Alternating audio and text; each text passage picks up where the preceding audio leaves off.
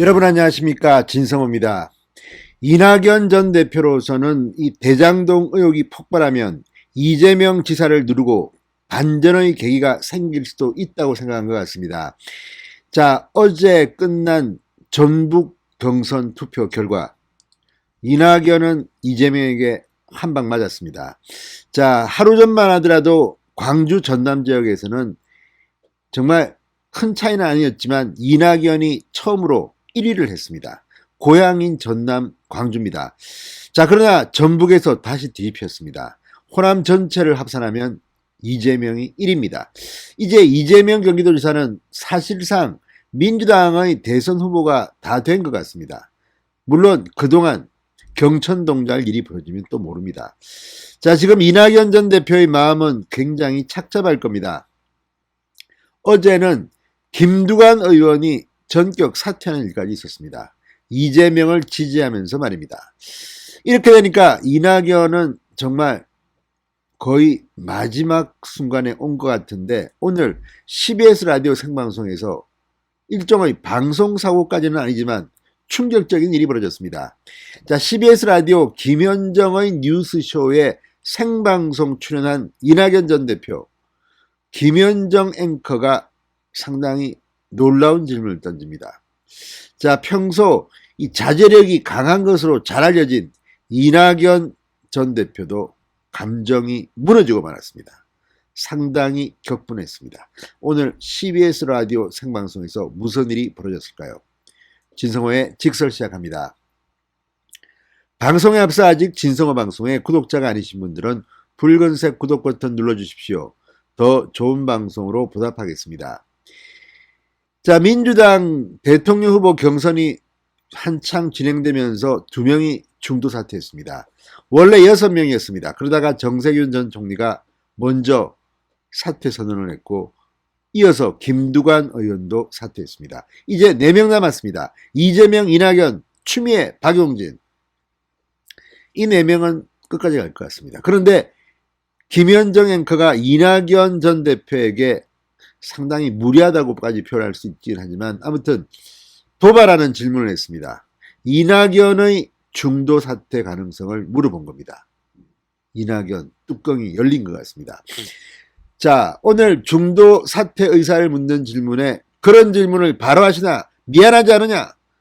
이낙연은 격분했습니다. 평소 마인드 컨트롤이 강한 이낙연도 여기에서는 감정선이 폭발한 것 같습니다.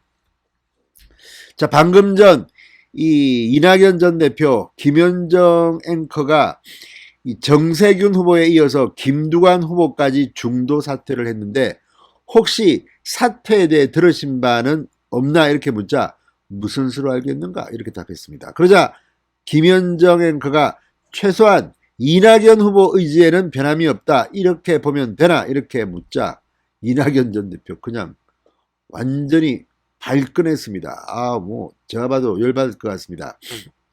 이낙연은 그런 질문을 마구 하시냐 미안하지 않으세요 라면서 즉각 불편한 심경을 그대로 드러내버렸습니다. 민주당과 대한민국을 위해서 제 할 일이 있고 제 책임을 다해야 된다 하는 믿음에는 변함이 없다. 자, 이낙연 전 대표는 이낙연 후보가 본선으로 가면 이재명 후보에게 선대위원장직을 부탁하겠느냐는 질문에도 현직 도지사가 법적으로 가능한지 모르겠다. 전날 이재명 지사를 지지하고 후보직에서 사퇴한 김두관 후보에 대해서는 누구나 선택은 할 수 있는 것이다. 지지선언 한다고 해서 모든 지지자들이 다 따라가는 그런 시대는 아니다라고 했습니다. 자, 김두관은 경남도지사를 지냈습니다. 그러니까 영남 쪽에 지분이 있다고도 볼 수 있습니다. 그런 김두관이 이재명으로 간다? 이낙연한테는 상당히 악재입니다. 이낙연 전 대표는 그러나 마지막까지 이재명을 꺾을 수 있는 가능성은 가지고 있는 것 같습니다. 대장동 개발 의혹입니다. 이재명의 대장동 개발 의혹. 자, 이낙연 전 대표는 이렇게 말했습니다. 저도 이런저런 이야기를 듣고 있지만 극도로 말을 아끼고 있다. 이재명 지사를 직접 거론하지는 않았지만 해석하기에 따라서는 뭔가가 터질 수도 있다는 것을 의미하지 않겠습니까? 지금 곽상도 의원의 아들이 퇴직금으로만 50억을 받았다는 것이 확인되면서 지금 난리가 났습니다. 그렇지만 이건 유도 아니다. 이보다 훨씬 더 큰 돈의 흐름이 있다는 주장이 여의도에서는 지금 나오고 있습니다.